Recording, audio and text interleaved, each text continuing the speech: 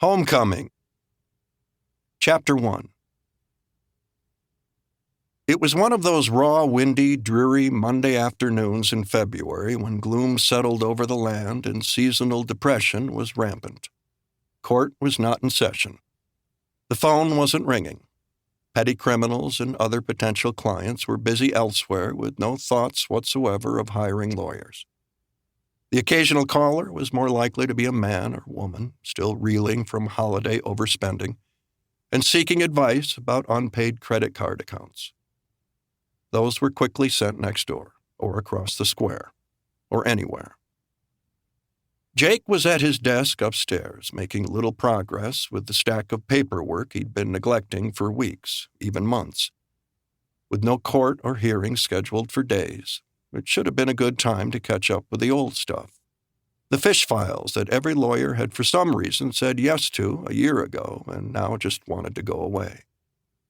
The upside of a small-town law practice, especially in your hometown, was that everyone knew your name, and that was what you wanted.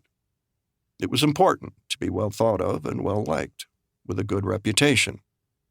When your neighbors got in trouble, you wanted to be the man they called.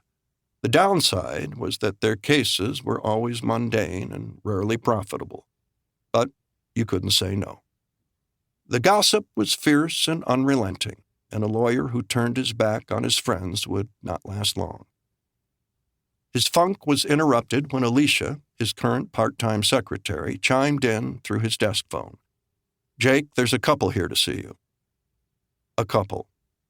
Married, but wanting to get unmarried. Another cheap divorce. He glanced at his daily planner, though he knew there was nothing. "Do they have an appointment?" he asked, but only to remind Alicia that she shouldn't be bothering him with the foot traffic.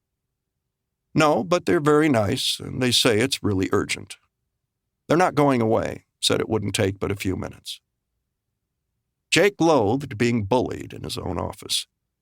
On a busier day, he would take a stand and get rid of them. "Do they appear to have any money?" The answer was always no. "Well, they do seem rather affluent." "Affluent?" "In Ford County." Somewhat intriguing. Alicia continued. "They're from Memphis and just passing through, but again, they say it's very important." "Any idea what it is?" "No." "Well, it wouldn't be a divorce if they lived in Memphis." He ran through a list of possibilities. Grandma's will, some old family land, maybe a kid busted for drugs over at Ole Miss. Since he was bored and mildly curious and needed an excuse to avoid the paperwork, he asked, "Did you tell them that I'm tied up in a settlement conference call with a dozen lawyers?" "No." "Did you tell them I'm due in federal court over in Oxford and can only spare a moment or two?" "No." "Did you tell them that I'm slammed with other appointments?" "No. It's pretty obvious the place is empty and the phone isn't ringing." "Where are you?" "I'm in the kitchen, so I can talk." Okay. Make some fresh coffee and put him in the conference room. I'll be down in 10 minutes.